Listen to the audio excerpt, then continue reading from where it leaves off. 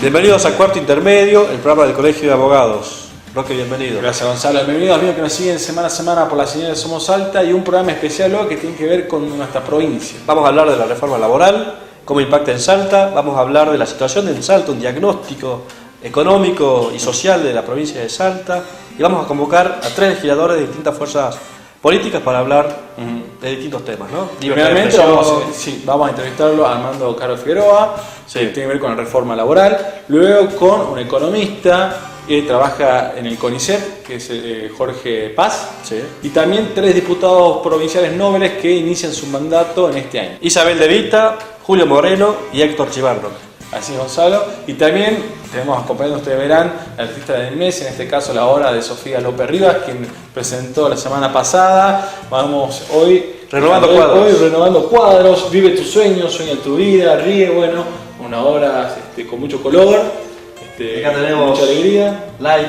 Love, Hello. Bastante, bueno, y ya sé, si se quiere contactar con la artista para poder comprar su obra, lo puede hacer en su Facebook o en su Instagram. Repetimos el nombre del artista. Sofía López Rivas. Una colega abogada. Colega abogada. Así es. Bueno, y antes de empezar de lleno con el programa, como siempre recomendamos a todos los clientes, si tienen alguna duda, alguna consulta, ¿qué es lo que tienen que hacer, Gonzalo? Consulte con su abogado.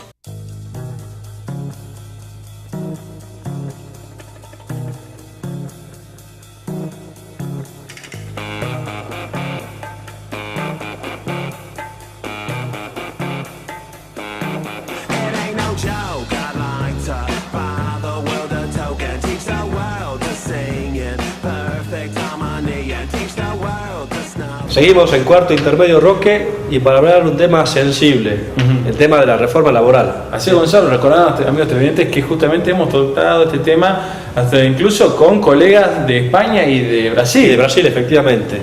Para hablar, en esta ocasión hemos convocado a un ex ministro de la Nación, ministro de Trabajo, del 93 al 97. Nada más y nada menos, Fue anteriormente secretario de la Nación durante el 85 hasta el 87. O sea, gobierno de Alfonsín, gobierno de Menem.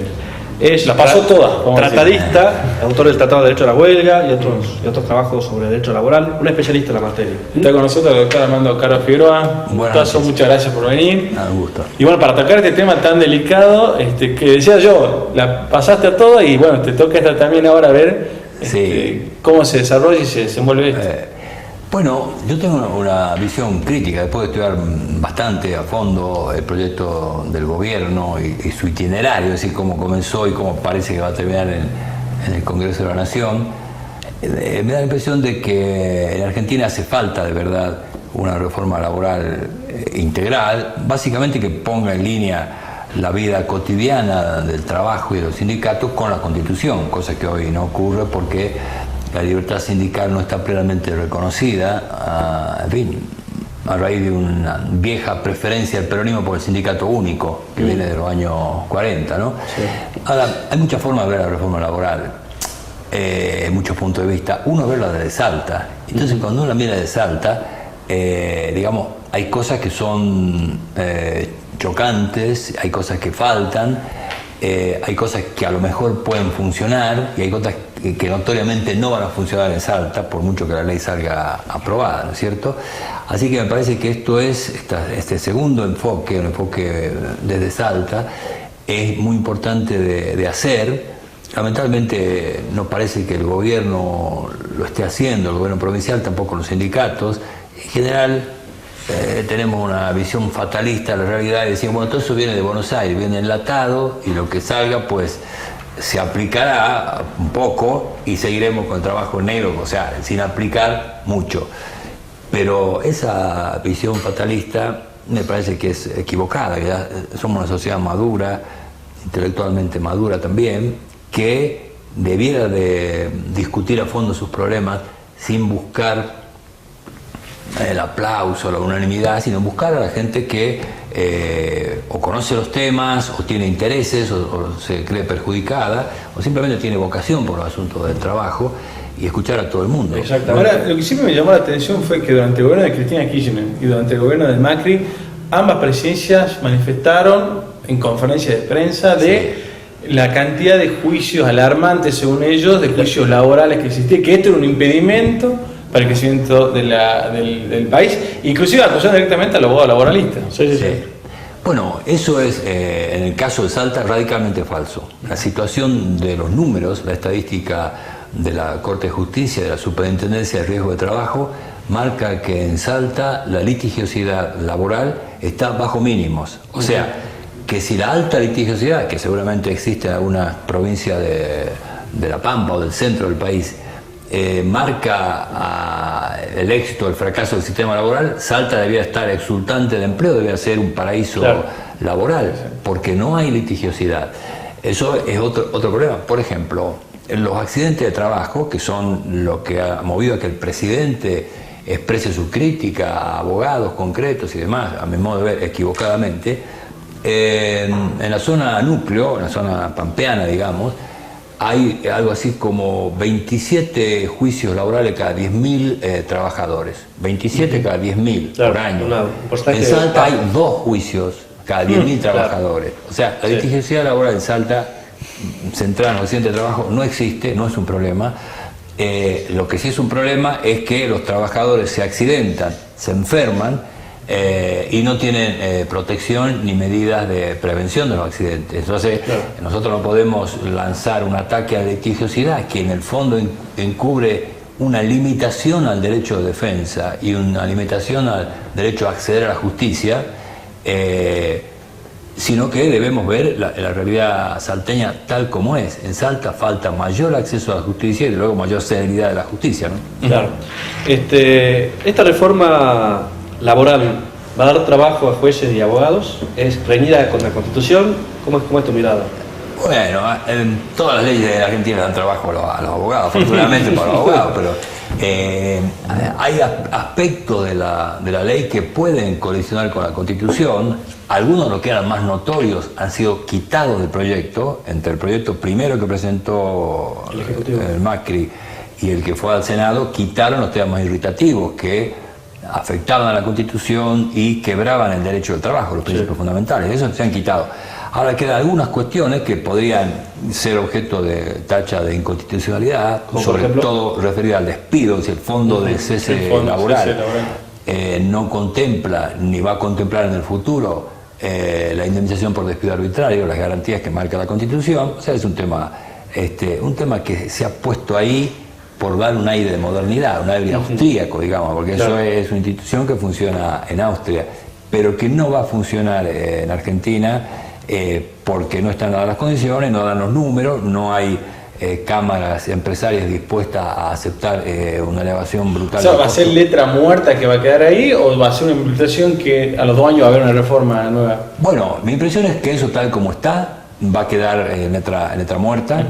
Y mi segunda impresión es que como esta reforma laboral es insuficiente pese a la enorme energía que despliega el gobierno y al costo político que va a pagar, esta reforma no va a solucionar los problemas del país, no va a solucionar los problemas que tienen que ver con la introducción de nuevas tecnologías, con el empleo, con la integración de la economía argentina en el mundo, y no va a solucionar mucho menos los problemas de Salta. La economía de Salta es una economía prácticamente paralizada, salvo algunos sectores, una economía que crea empleos de muy mala calidad y muy mal pagados, salvo en el sector público, y que requiere de cambios urgentes. No se puede estar después de 10 años diciendo, mira, ¿qué pasa? Es decir, en Salta la situación del empleo es delicada, tanto para aquel que tiene un trabajo generalmente mal retribuido, como para aquel que lleva 3 generaciones de personales sin conocer lo que es un empleo estable, ¿no es cierto? Sí.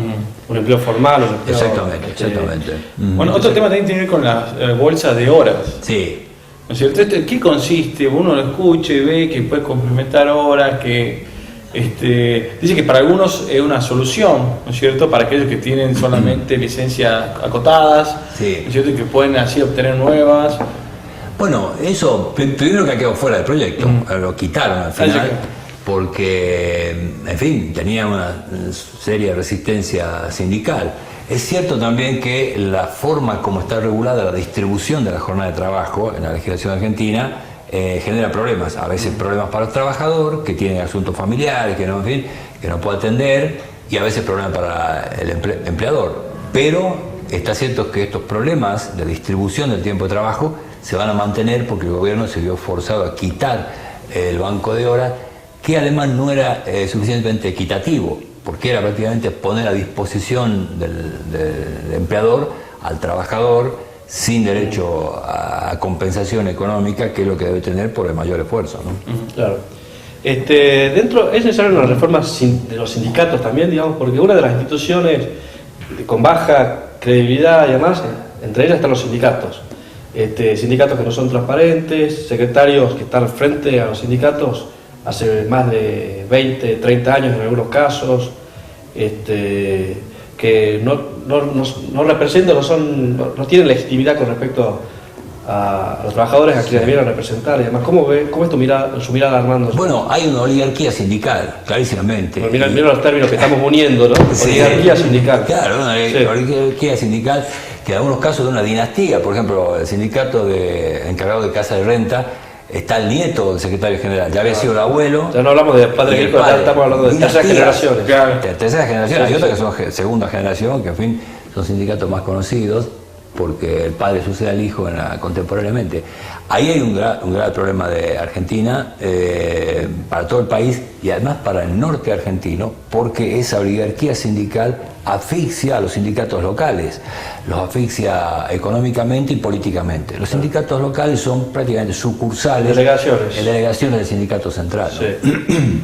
Y eso va en contra de la Constitución, en contra de los convenios de la OIT, y en contra de la trayectoria que está siguiendo el mundo. Si fuese legislador, ¿cuáles son las medidas que usted implementaría para reformar el sindicalismo argentino?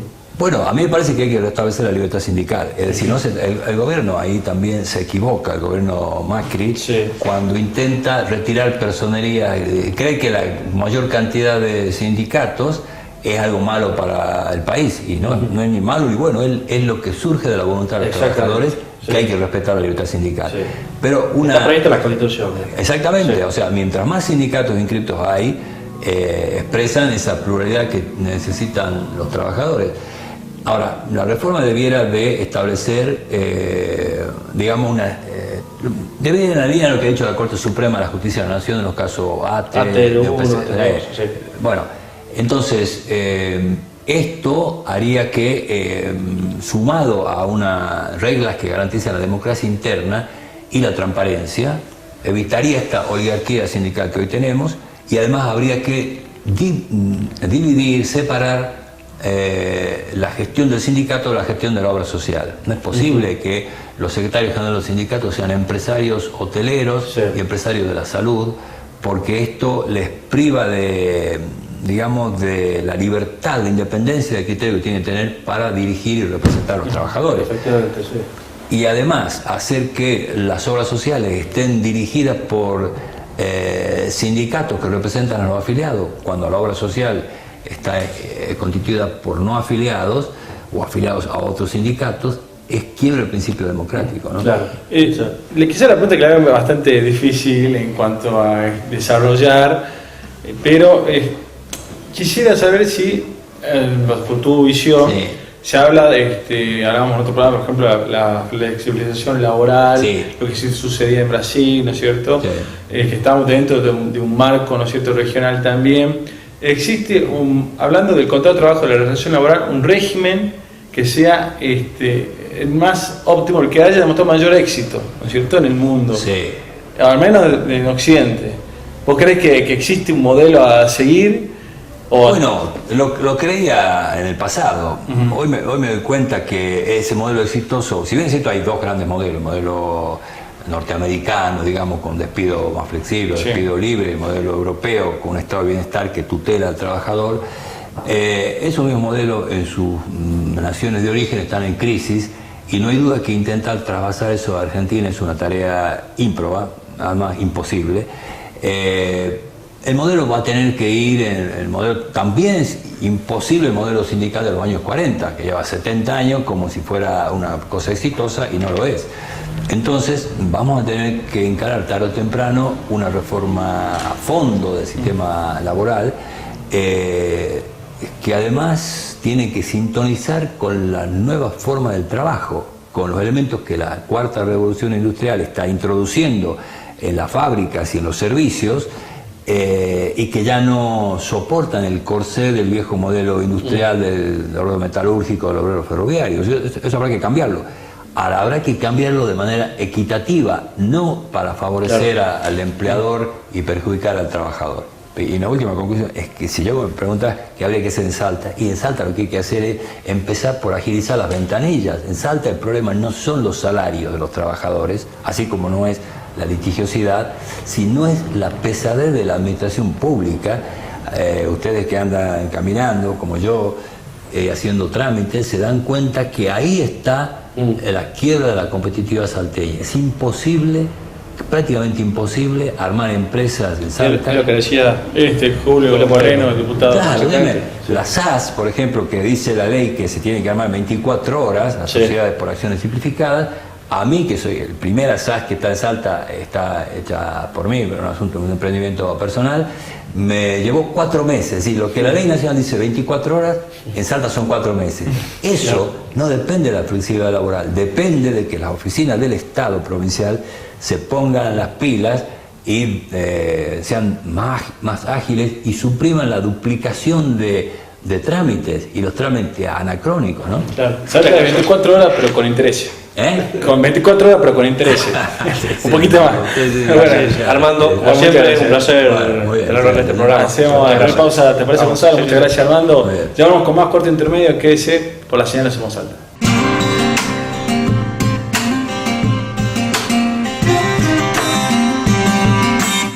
Conocer y respetar los derechos humanos está en tus manos. Todos los seres humanos nacen libres e iguales en dignidad y derechos, con el fin de comportarse fraternalmente los unos con los otros. Los derechos humanos no hacen distinción de etnia, color, sexo, idioma, religión, opinión política o de cualquier otra índole. Todas y todos tenemos derecho a la vida, a la libertad y a la seguridad de nuestra persona.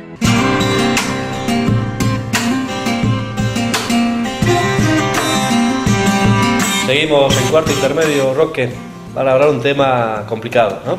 Las brechas abiertas de Salta, la provincia de Salta, nada más y nada menos, en relación a un artículo, Gonzalo. Sí, que salió publicado en el Tribuno en esta semana.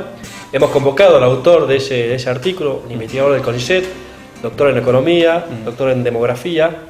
Estamos con nosotros, nos presentamos, Roque. Está con nosotros Jorge Paz. ¿Cómo está, Jorge? Buenas tardes. Muchas gracias por venir. No, al contrario, gracias a ustedes por la invitación. Y bueno, el título de tu artículo, Las brechas abiertas en la provincia, más de 500.000 de salteños viven con menos dinero que el que se necesita para estar fuera de la pobreza. Sí, efectivamente la idea del artículo era pensar la provincia que se viene en un par de años, qué provincia reciben las nuevas autoridades que tienen que hacerse cargo, digo, de este ¿Y qué provincia deja la autoridad sí, ¿qué provincia está dejando la gestión anterior? Digamos, Urtubey, que va a cumplir, cuando cese su mandato, 12 años de mandato. Claro, digamos. exacto. Y la idea era, bueno, mirar eso, o sea, mirar indicadores sociales, que es lo que yo hago en mi trabajo cotidiano, mirar indicadores sociales, económicos, y situar a Salta en el contexto nacional y regional, tomando la región NOA, NEA, y ver cómo estamos en comparación con algunas jurisdicciones que están mejor que nosotros. ¿Y cómo estamos, Jorge? Y estamos mal, digamos. Si uno mira desde el punto de vista, o sea, si uno evalúa Salta consigo misma y mira Salta a lo largo de la historia, de donde se tiene información hasta hoy, y las condiciones de vida de la población han mejorado y han mejorado mucho. Hay un proceso histórico del cual no tenemos que olvidarnos, digo, porque ahí yo comento en la nota la tasa de mortalidad infantil, por ejemplo, cuántos niños mueren después de antes de cumplir un año. Esa es la mortalidad infantil. Que eso está estrictamente, ¿por qué tiene importancia la mortalidad infantil? Porque está estrictamente ligado a las condiciones de vida de los chicos. O sea, eso es un indicador que tiene que ver con las condiciones sociales, económicas de sus padres. Claro. Entonces, si uno mira, ese indicador pasó del 35 al 10, digamos, al 12, tuvo una caída a lo largo del tiempo. Ahora, la otra mirada posible es decir, bueno, a ver, ¿cómo están mis vecinos? Claro. Y ahí es donde nos salimos también parados, porque ahí ya no hay progresos como se veía cuando se comparaba Salta consigo misma. Por ejemplo, en el caso de la mortalidad infantil, 12 niños mueren antes de cumplir un año hoy en Salta, Y en Ciudad de Buenos Aires, que es la jurisdicción que tiene menor mortalidad infantil del país, mueren 6. Entonces hay una brecha. Si miro también puedo pensar en... Hay indicadores internacionales. Los países nórdicos en Europa han logrado tasas de mortalidad infantil de 3 por 1000, 4 por 1000. Y si uno mira que eso es posible, digo, puede pensar de que los que superan, los chicos que se mueren superando, son muertes que son evitables. Sí. Y ahí está el rol de la salud pública, y también está el rol de la política, claro, económica, social, de otra naturaleza. Sí. Un informe reciente de la Universidad Católica Argentina habla de una cifra, si no me equivoco, 13 millones de 13 pobres. millones, En Argentina, que es una cifra realmente muy preocupante, digamos. Y en Salta podemos dar una cifra... Sí, claro. Sí. En Salta, bueno, de acuerdo a los cálculos, perdón, sí, voy a hacer una pequeña aclaración, porque sí, en el tema de pobreza hay una discusión bien importante acerca de qué es lo que estamos midiendo. Claro, y a partir de cuándo se considera pobre a una persona, digamos. Y eso depende de qué es lo que estás midiendo, porque Sí. vos tenés dos líneas en la medición de la pobreza. Una medición que centra la atención en la plata, Sí, del hogar, o sea, si claro, se tiene o no se tiene la plata que te permite comprar bienes para subsistir. sí, Y por otro lado hay otra medición que tiene que ver con lo multidimensional, claro, que tiene que ver la vivienda, la educación, el saneamiento, la salud. bien, O sea, todo eso conforma una serie de... Pueden generarse privaciones en esas dimensiones y que terminan haciendo pobre a una persona. bien. La cifra que da la Universidad Católica es en estas dos líneas. Pero el tema monetario, que es el que tiene más fluctuaciones, Sí. y que depende más de la política, le llamemos Exacto. así, del momento más que una brecha histórica, es la pobreza por ingresos, es la pobreza por plata. Sí. Y ahí Salta está dando un 42% de pobreza, o sea, 42% de personas que viven por debajo del Casi umbral. la mitad de la población de Y casi Salta es la mitad pobre. de la población. Pero Exactamente. eso realmente... Estamos en 560.000 personas aproximadamente, digo, porque toda medición tiene que ser... Tenemos que aclarar que es aproximado, Claro, digo, claro, una medición claro. aproximada. 500, sí, más de 500.000 personas que están en este momento por debajo de ese umbral que se fija de pobreza por ingresos. Estamos viendo en pantalla ahora, Gonzalo, el indicador Sí, que mantiene lo siguiente: pobreza en Salta el 42%, Exacto. sí, pobreza infantil, ¿no? El Que ese es otro 55%, tema, ¿no? Exacto. que ahí hace una diferencia. Claro, fíjate que te da un 55%. ¿Qué te está diciendo ese 55%? Que en los hogares, esos hogares que son pobres, sí, hay más niños. Claro. O sea, los hogares más pobres son más prolíficos, le podés llamar así, tienen una mayor cantidad de niños. claro. Entonces hay una cantidad importante de niños que nacen en la pobreza. Y eso es algo muy, pero muy, extremadamente grave. Porque eso tiene un tema de herencia. Así como se hereda la riqueza, también Se hereda la se pobreza. hereda. Entonces, esos chicos nacen en esa situación y tienen una proyección a mediano y largo plazo que es muy mala. O sea, tienen una entrada al mercado de trabajo deficiente. Sí, Podemos o sea, conversar. hablemos de eso, digamos, el joven, el adolescente, digamos, niño, de acuerdo a la Comisión de Derechos de los Niños, es hasta los 18 años. Hasta los 18, exacto.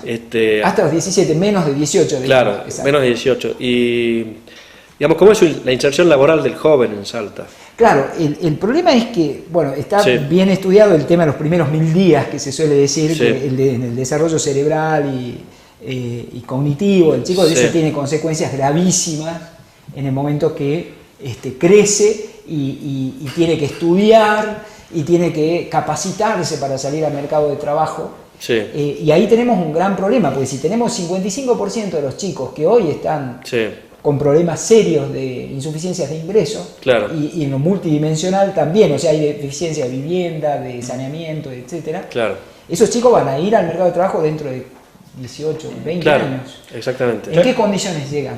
Esa es la pregunta. Otra también parte de la población tiene que ver con índices que se hicieron conocidos hace poco, que Salta lidera los índices en cuanto a femicidios, ¿no es cierto? En cuanto a la situación de la mujer. Me llama la atención acá que puse también que tiene que ver con la mortalidad materna, Exacto. el 8 por 1000.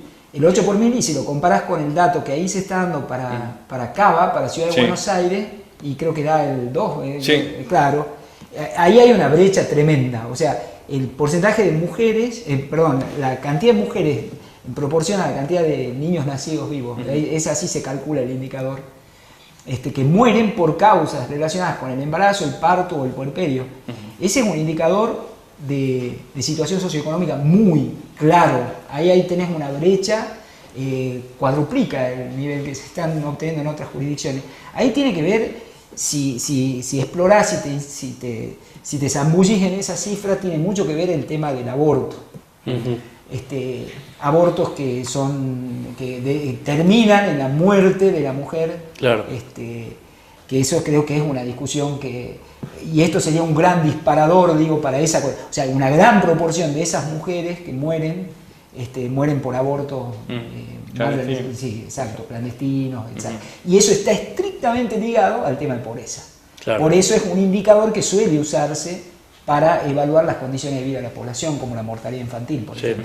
La maternidad joven, digamos, también está ligada a la pobreza. Y el embarazo adolescente, la maternidad juvenil, infantil, porque si tomamos el grupo de mujeres menores de 20 años, hasta 10 o menos también, también ahí hay un problema importante ligado con la pobreza y con la desigualdad.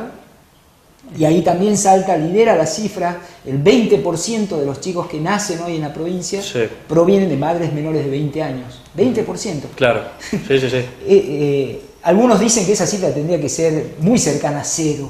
Y tenemos el 20%. Si uno va a Cava, el 6% de las chicas tienen hijos antes de los 20 años. Eso significa temas, para que lo hablábamos antes de comenzar, que decíamos, bueno, para la salud del chico y de la madre, eso está catalogado así como grupo de alto riesgo por la Organización Mundial de la Salud, muy alto riesgo, los nacimientos que se dan en esa franja etaria de las madres. Y después tiene todas unas consecuencias también para los proyectos de vida de las mujeres, ¿no? O sea, eso, digo, aparte del riesgo sanitario, de salud, propiamente dicho, tiene un impacto muy fuerte sobre el estudio de las chicas, sobre su proyección profesional. Efectivamente, Y como provincia, bueno, vos lo destacás, estamos mejor que décadas pasadas, ¿no es cierto?, en lo general. Acompañamos el crecimiento, ¿no es cierto?, de la mayoría de la sociedad de Occidente, pero siempre vamos a acompañar con furgón de cola. Vamos atrás de todos los índices. Exactamente, estamos por detrás y no logramos lo que en algún momento se habló acá en la provincia. Creo que el gobernador lo dijo en algún momento, que tenía esa idea de la convergencia. En algún momento puso en discusión el fondo de convergencia. Yo creo que esto que estamos hablando, al gobierno, pensando de nuevo esto es un arma para la dirigencia del futuro, digo, porque si uno va a la mesa de discusión con estos números, y claramente tiene posibilidades de discutir los repartos, tuvimos, digamos, el Fondo de Reparación Histórica, el Fondo Bicentenario, el Plan Belgrano. El Plan Belgrano. Ahora tenemos el ajuste, el convenio, pacto fiscal, que hay un impuestazo. Y las brechas siguen, porque eso está orientado justamente a cerrar brechas. Digo, esos son todos fondos que van. Pero hay que ver también la responsabilidad de aquellos que tienen que administrar esos fondos. Si llegamos a estos números, si llegamos a estos números, a estos índices, quiere decir que quienes nos gobiernan no hicieron los deberes. O no lo hicieron bien, ¿Qué provincia dejan para quien tiene que asumir el gobierno dentro de 2 años? Acá tengo una declaración del ministro de Gobierno, Marcelo López Arias, que es una confesión, ¿no? Dice: con Urtubey dejaremos una provincia en pie en estos 2 últimos años. Pero quiere decir que la provincia que no estaba de pie. No estaba de pie. Claro. Porque dice que como si acá en Salta está pata. Claro. Cuando queda pata, que queda tirado el camino. Yo digo, uno puede reconocer lo difícil que significa esta batalla, independientemente del color político que pueda tener el gobierno de la Ciudad de Buenos Aires hoy. Me consta personalmente que cuando ellos han tenido un episodio de un pequeño aumento en la tasa de mortalidad infantil,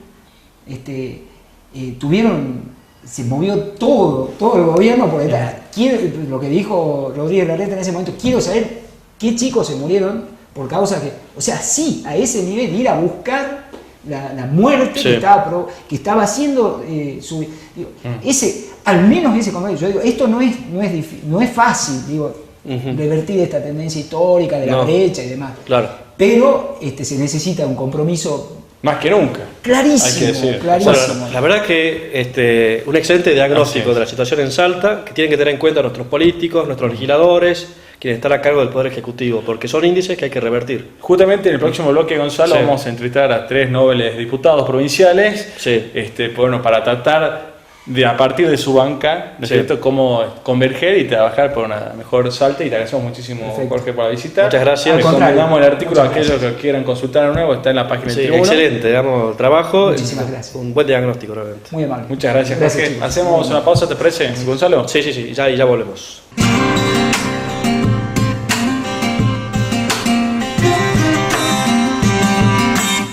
Conocer y respetar los derechos humanos está en tus manos. Todos los seres humanos nacen libres e iguales en dignidad y derechos, con el fin de comportarse fraternalmente los unos con los otros. Los derechos humanos no hacen distinción de etnia, color, sexo, idioma, religión, opinión política o de cualquier otra índole. Todas y todos tenemos derecho a la vida, a la libertad y a la seguridad de nuestra persona.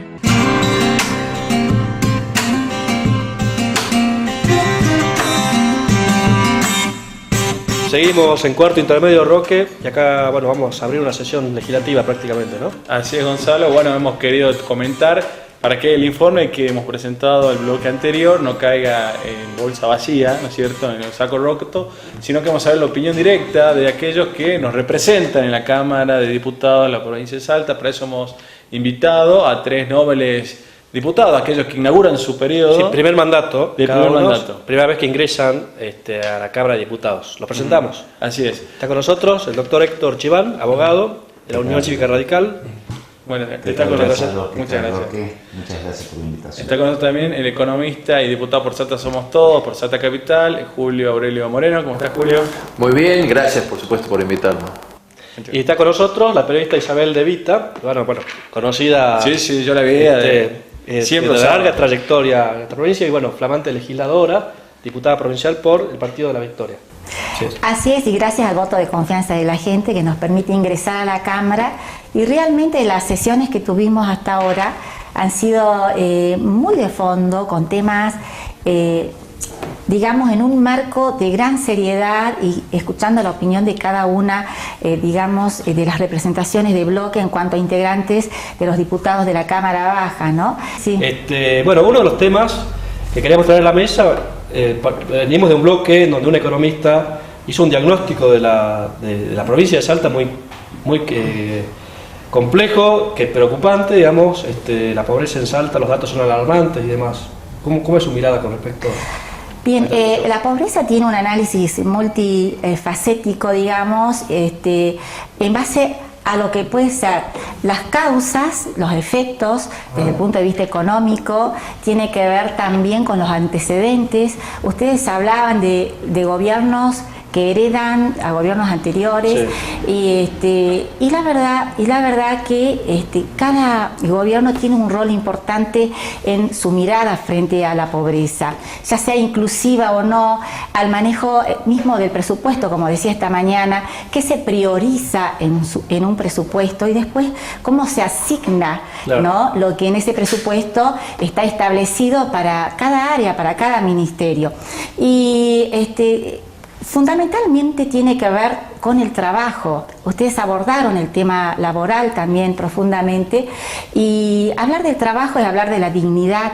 El artículo constitucional habla de la calidad de vida, de la dignidad de las personas, del derecho a trabajar, a ganar el dinero frente a ese trabajo, pero a su vez que ese salario le ofrezca una vida digna en relación al costo de vida, que va muy ligado a la canasta familiar. Sí, sí. La inflación hoy como determinante y un gran problema que el gobierno nacional no ha podido resolver hasta ahora en su tiempo de gobierno es la inflación, que hoy está marcando índices en el ámbito latinoamericano altísimos. Argentina es uno de los países que más alto índice inflacionario tiene a hoy, y esto sí o sí tiene que ver con la pobreza estructural, sí o sí tiene que ver con la generación de trabajo, y otro factor del pacto fiscal que incide es el de los impuestos, y se ha expresado la Cámara de Pequeños y Medianos Empresarios en este sentido en relación a que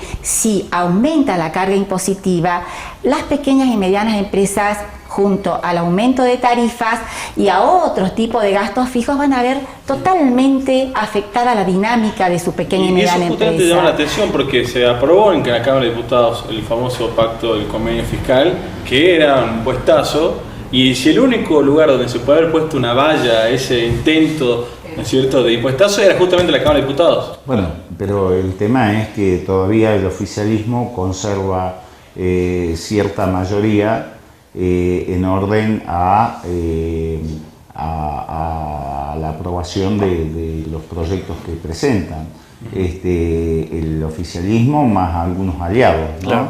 El tema es que, bueno, lamentablemente no se pudo, a pesar de que hicimos un fuerte intento desde nuestra fuerza política en particular, junto con Cambiemos País. Con Cambiemos País. El Frente Ciudadano para la Victoria ha votado inicialmente, pero por una cuestión, digamos, de consecuencia, ¿Ha votado cómo? en contra, como consecuencia de los principios que uno ya trae desde la campaña y desde antes de la campaña como fuerza política inclusiva, teniendo en cuenta estos factores que atentan, como decía, a las empresas que van a ver afectada la plantilla de sus empleados, hablando de lo laboral. La lectura que nosotros hacemos es que conocemos la realidad del país, el estado económico y financiero que se encuentra el país, y era necesario obviamente hacer un ajuste. Este ajuste lo hizo el presidente con todos los gobernadores, salvo el gobernador de San Luis.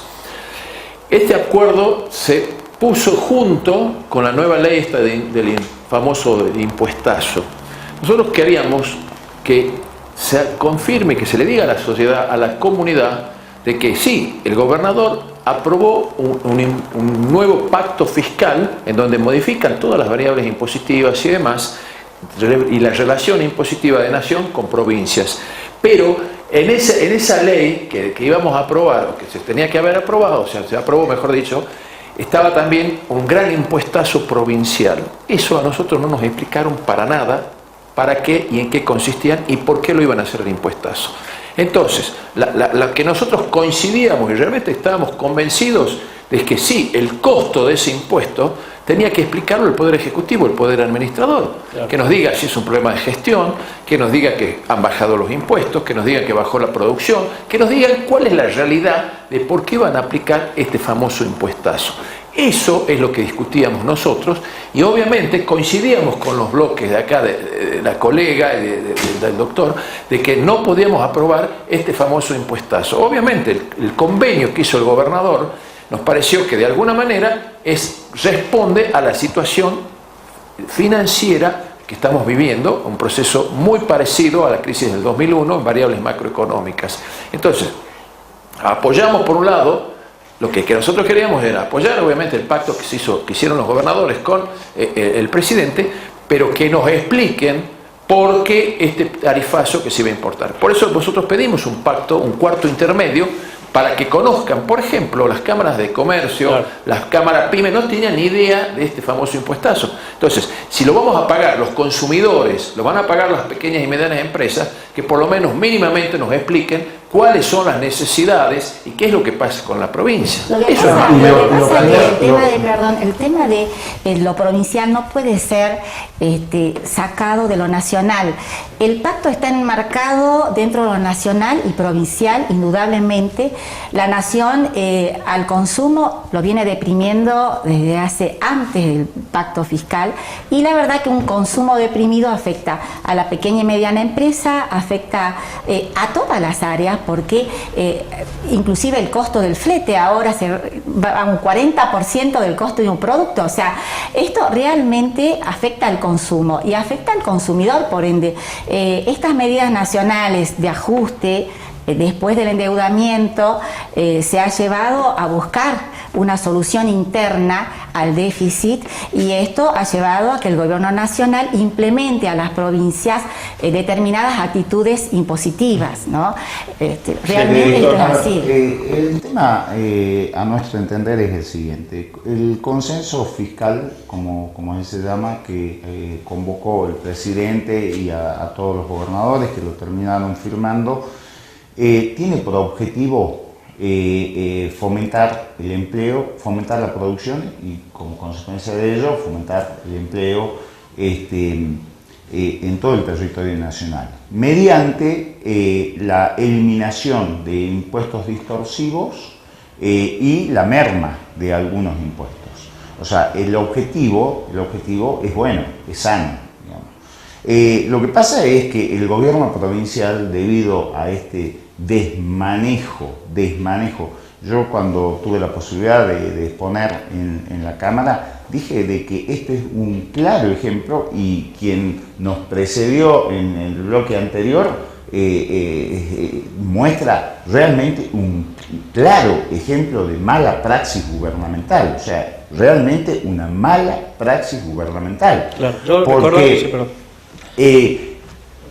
agarrarse del pacto, del convenio fiscal, que precisamente tiende a disminuir impuestos y a eliminar impuestos distorsivos, para en ese mismo proyecto de ley que se pide la aprobación del pacto fiscal, aplicar un impuestazo, o sea, realmente va contra el sentido del convenio fiscal.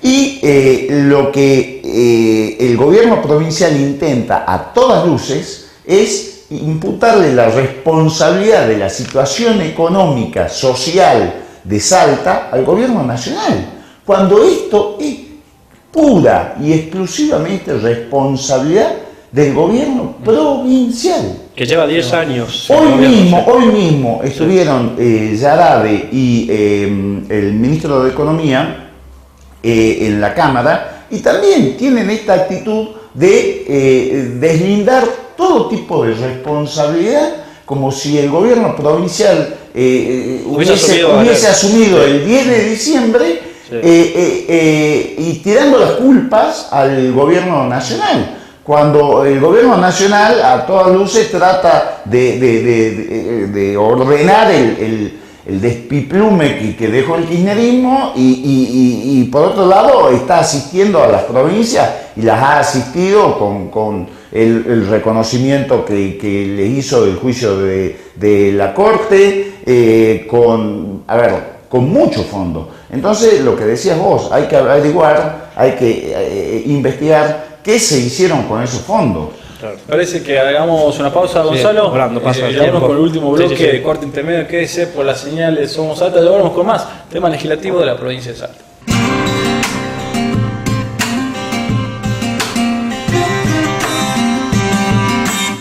Conocer y respetar los derechos humanos está en tus manos. Todos los seres humanos nacen libres e iguales en dignidad y derechos, con el fin de comportarse fraternalmente los unos con los otros. Los derechos humanos no hacen distinción de etnia, color, sexo, idioma, religión, opinión política o de cualquier otra índole. Todas y todos tenemos derecho a la vida, a la libertad y a la seguridad de nuestra persona.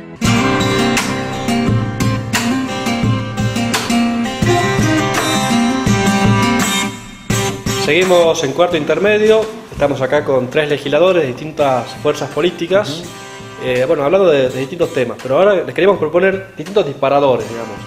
El Papa recientemente criticó la situación de la libertad de expresión en Argentina, digamos, como que no, según en la visión del Papa no hay libertad de expresión en Argentina. La pregunta es, ¿cómo ven la situación en Salta, la libertad de expresión? El tema de la publicidad oficial, el tema de si el periodismo es libre, si hay... ¿Cómo lo ven? Bueno, ¿saben como periodista? Sí, hay diversas formas de expresión, ¿no? Tenemos los medios tradicionales, radio, TV, prensa escrita. Sí. Se suman las redes sociales, ustedes recién estaban viendo datos de las redes, nos permite actualizarse. Lo que hay que reflexionar en democracia, y ya llevamos más de 30 años en democracia, es que debemos informarnos. Como ciudadanos argentinos, la verdad que Argentina es un país eminentemente rico en recursos mineros, en recursos acuíferos, en recursos de producción, tenemos campos. ¿Existe libertad de expresión en Salta? ¿Es posible que el ciudadano se pueda informar y que reciba información veraz de los medios? Bueno, este programa es una muestra de libertad de expresión. ¿Y cómo juega la publicidad oficial? El reparto que hace el gobierno de millones y millones de pesos todos los meses. Se trató de regularizar el tema hacia las producciones de capital e interior, siempre hablo del interior, y hay que profundizar aún más ese tema, opino. Hay un tema, yo lo veo aparte no solamente de la libertad de expresión, que es importantísimo que la comunidad se informe, sino a través de los gastos que reclama y que esta plata se va, obviamente habrán algunos canales o algunos medios que reciben más o menos. Y cuando estuvimos con el ministro de Economía, el jefe de gabinete, le preguntamos dónde están los ajustes que se han hecho y si van a ser ajustes que se van a hacer en publicidad. Obviamente que no es un año político. Un dato, digamos, la provincia gasta $500.000 de pesos por día en publicidad oficial. Bueno, eso evidentemente le hace mucho mal porque lo estamos pagando todos. Yo no sé si sirve que estemos tan sobreinformados o hay medios hegemónicos o hay medios amigos del gobierno. Pero creo que eso también se tiene que determinar porque le hace mucho mal a la economía. Entonces uno de los temas que nosotros le preguntamos es los ajustes que ustedes teóricamente tienen que hacer, así como hacen ajustes en política, van a hacer ajustes en los gastos de prensa. Bueno, quedó ahí porque no hubo mayores respuestas al tema, pero es un tema también que hay que exigirle que se sinceren todos los gastos que se están haciendo en publicidad.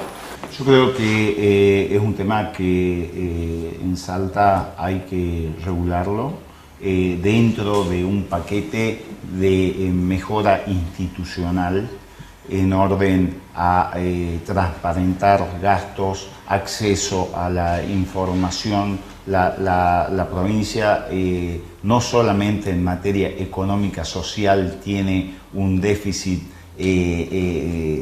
terrible, sino también en materia institucional tiene un déficit enorme. Vos que estás en el tema de la transparencia, no tenemos ley de acceso a la información pública. No tenemos ley de acceso a la información pública. El tema del nepotismo, la designación en cargos públicos de amigos, también sobre eso vamos a trabajar fuertemente desde nuestra fuerza política en orden a presentar un proyecto que todos los cargos que no sean políticos el acceso a dichos cargos sea mediante concurso público de oposición y antecedentes bajo pena de nulidad. Avanzar también en materia de regular la pauta oficial, porque lo que vos acabas de decir, o sea, la provincia gasta y en definitiva compra voluntad periodística, porque digamos lo que es. O sea, no es que la publicidad apunta a informar al ciudadano y a formar al ciudadano. La publicidad apunta decididamente a comprar voluntades periodísticas. Esto es así. Y lo mismo la municipalidad. Sí. Lo mismo la municipalidad. Sí. La misma receta. Bueno, la misma receta. Otros temas también, bueno, que me gustaría tocar en la mesa, si bien es cierto que son diputados por Salta Capital, hablamos muchas veces de coparticipación federal, de la relación entre capital y capital federal, ¿no es cierto?, el gobierno nacional, el gobierno central y las provincias, pero pocas veces hablamos en los medios de Salta de la relación entre el Ejecutivo Provincial y las municipalidades, ¿no?, y los intendentes. ¿Cómo ven cómo va a trabajar para tener un interior fuerte, ¿no?, para tener una provincia fuerte? Bueno, a ver, el tema pasa no solamente por las remesas de dinero que hace el gobierno provincial a los intendentes, sino que me parece también muy importante, y en eso también vamos a trabajar, en el tema de que la auditoría de la provincia se arrime a las intendencias en orden a mantener un control y un asesoramiento inmediato, y que no pase lo que está pasando ahora, que la auditoría recién interviene cuando el intendente ya se fue. ¿Me entendés? Que muchos de esos fondos que recién hablábamos, que no sabemos dónde fueron a parar, fueron remesas que se hicieron a municipios que el intendente antes de las elecciones, el gobernador antes de las elecciones pasadas ya sabía que esos fondos habían desaparecido de esas intendencias, como en el caso de Coronel Molde. Y lo mismo alentó la postulación del intendente que había incurrido en esas defraudaciones. Respecto al departamento de San Martín, ¿es hora de llamar a elecciones? Bueno, a ver, la Carta Orgánica es clarísima. La Carta Orgánica dice de que hay que llamar a elecciones. Leavi se estaba haciendo olímpicamente el distraído, bueno, al final renunció, y ahora le corresponde al gobierno provincial convocar. Y yo ayer lo escuchaba a López Arias decir en una entrevista que no le interesa lo que diga la Carta Orgánica. A ver, pero por Dios. Bueno, O sea, no le interesa la ley. Te cuento que cuando estuvimos charlando con el ministro con respecto al tema justamente de si se va a llamar o no se va a llamar a elecciones, son casi cuatro municipios que tienen que llamar a elecciones, tampoco está contemplada esa partida para llamar a elecciones. O sea, obviamente no va a haber una decisión política. No hay presupuesto, no hay elecciones. No hay presupuesto. Obviamente, cuando vos ves el presupuesto, Sí. que es un programa de gobierno, Claro. te das cuenta de que no hay una decisión política. Y le preguntamos qué dijo. Dijo que si el juzgado electoral decide hacer elecciones, ellos van a convocar y ya verán cómo se resuelve económicamente el planteo. O sea, la decisión política, un presupuesto, ¿qué es un presupuesto? Claro. Es un plan de gobierno. Exactamente. Nosotros los legisladores Pero tenemos que además, aprobar. no le compete al juzgado electoral. Bueno, eso es lo que dijo el ministro. Le compete al gobernador. Bueno, pero la ley dice, señores, se enuncia, se llama elecciones, no asume el presidente del Consejo Deliberante. Eso es la terrible, jugada terrible. que casi todos los intendentes estaban Pero haciendo. toda la instrumentación de una elección depende del juzgado electoral en cuanto a la formalidad, de los tiempos, de las convocatorias. Claro, pero el presupuesto depende del Ejecutivo. Exactamente. Sí. Son O sea, dos no hay- cosas. si no hay presupuesto, no hay decisión cosas- Vamos a contemplar el Claro. presupuesto. No hay una decisión política para decir el año que viene vamos a llamar a elecciones a los municipios que renunciaron los intendentes que estaban en funciones. Otro de los temas, ya hablando un poco más de presupuesto para ponernos en tema, hay un cierto aumento de porcentaje para los municipios. Pero también me preocupa mucho que no haya una ley de coparticipación que se contemple realmente qué le va a corresponder a cada municipio, porque evidentemente acá los intendentes pasan a ser gestores de un gobierno central, que más o menos lo mismo va a pasar con nosotros dependiendo de nación. Claro. Acá cada vez es mayor la dependencia, incluso este pacto fiscal nos habilita a que seamos cada vez más dependientes de nación. Bueno, lo vemos a Gustavo Sáenz y a Macri, digamos. La Bueno, dependencia Gustavo Sáenz absoluta, tendrá digamos. muchas Sí. más ventajas, Sí.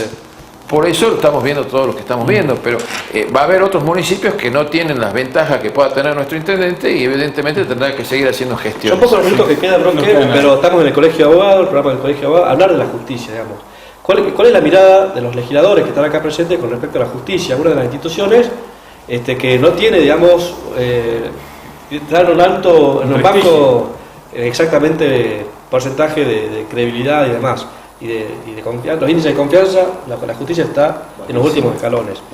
Y la gente reclama velocidad en los juicios, justicia independiente, que llegan a ser jueces los más idóneos. ¿Cómo ven ustedes este tema? El tema de la justicia en todos los fueros está realmente colapsada. O sea, tanto el fuero civil, laboral, los juzgados ejecutivos, familia, a pesar de que se creía que con la mediación se iba a alivianar el sistema, sí, se alivianó, pero no lo que se esperaba. Realmente los juzgados no dan abasto. Además, fíjate, Gustavo, Gonzalo, Sí. Nosotros seguimos teniendo 11 juzgados civiles y comerciales. Hace más de 20 años. Pero hace más, yo creo que eso, más sí. de 30 años. Sí, o sea, sí, seguramente. yo tengo 27 años de abogado y había 12. Claro. Se desarmó uno para hacer los juzgados de concursos y quiebra. Bueno, y los juzgados penales ni hablemos. Ni hablemos. Tenemos una justicia independiente en Salta. Hay 257, Gonzalo, Sí, perdón. 257 causas de corrupción que están literalmente paralizadas. Tremendo. Bueno, yo, obviamente, yo soy economista y Sí. contador, lo voy a ver desde mi óptica. Yo tengo muchos clientes que tienen juicios que demoran muchísimo. Realmente me llama la atención. Y juicios de cobros de pesos, por ejemplo, que el dinero ya está depositado y demora 1 año, 2 años en ponerlos a disposición del cliente o cuando perdió un 20, un 30, un 40, un 50%. Me preocupa Acá la mucho. abogada detrás de cámara tiene la razón, te están dando la razón. Sí. Las colegas. Total. Así es. Después otro de los temas también que me preocupa, el caso de la formación de sociedades, cuando se hablaba de ventanilla única de sociedades. Realmente te digo, es lapidario armar una sociedad en un esquema en donde hay tanta burocracia y tantos trámites que tenés que hacer. Si yo convenzo a mi cliente que haga una sociedad, sí, que porque una sociedad va a tener mayores beneficios, impuestos, etcétera, voy a hacer trámites, me demora, no sé, 6 meses, 8 meses, y te digo que de algún momento este señor que quiere hacer, o estas personas que quieren hacer un emprendimiento, van a buscar otro lugar, van a buscar otro tipo de cosas, con el agravante que tampoco te respetan las reglas de juego. Cuando vos le decís, te vamos a pagar un 3,6% o tenés que pagar 3,6%, ¿cómo les explico yo que del 3,6% pasado mañana tienen que pagar un 5%? O sea, ese tipo de cosas de inseguridad jurídica, especialmente desde lo económico, y eso quiero hacer una reflexión muy fuerte. Acá necesitamos inversiones. Para tener inversiones tenemos que tener reglas de juego claras y una justicia que funcione. Exactamente. Entonces, si no funciona la justicia, no tenemos reglas de juego claras, yo no tengo argumentos para convencer a nadie para que invierta. Ese es el planteo y la preocupación que nosotros tenemos. Con el agravante de que aumenta el combustible, cada vez estamos más lejos de los centros de consumo. Entonces, ¿cómo voy a convencer yo a un cliente que venga y se instale con una planta para producir, salvo algún recurso natural que pueda hacer o que pueda existir, pero para darle valor agregado se van a otro sitio, no les interesa? Entonces, ese es el planteo. ¿Cómo ve usted a la justicia de Salta? Coincido con el contador el tema de agilizar todo aquello que sea dinamizar la economía, de facultar a la Constitución de institucionalmente de asociaciones, de sociedades y de la participación y el acompañamiento de la política y de la justicia en todo lo que sea el crecimiento, ¿no? Y desde el otro extremo, respetar a la justicia. Creo que el Ejecutivo no debe presionar a la justicia ni politizar a la justicia. Estimo que el Estado de Derecho, estimo que el debido proceso son medulares de la justicia. Son medulares y tienen que ver con todos y cada uno de los ciudadanos, con cada uno de nosotros, con el receptor que está escuchando este programa. Tiene que ver con el derecho de cada ciudadano, porque está el Estado, está la ley, por supuesto la ley y el Estado, y está el ciudadano frente al Estado, legalmente hablando. Y el derecho a expresarse, a defenderse, a manifestarse, a llegar en un proceso debido con todo el curso de la ley, que el curso de la ley no sea interrumpido. Allí insto a que se respeten a los jueces y respete a la justicia en lo que es el debido proceso y no esta aceleración politizada de algunas causas que generan, y lo he escuchado de gente de diversos órdenes, de catedráticos universitarios, he charlado mucho en este tiempo del tema, de respetar el curso de la ley. Eso es importante. Bueno, se nos acaba el tiempo, Gonzalo. Agradecemos muchísimo. Vamos a convocar, vamos a hacer esta mesa porque... Que tenga mucho éxito en su función legislativa. Pero muchísimas gracias por el deseo. Gracias por la que trabajen en conjunto por el bien de la provincia y los ciudadanos salteños. Que bueno, qué momento que nos juntemos para trabajar por los salteños. Exactamente. Esto fue el corte intermedio, Gonzalo. Así es, volvemos el próximo viernes.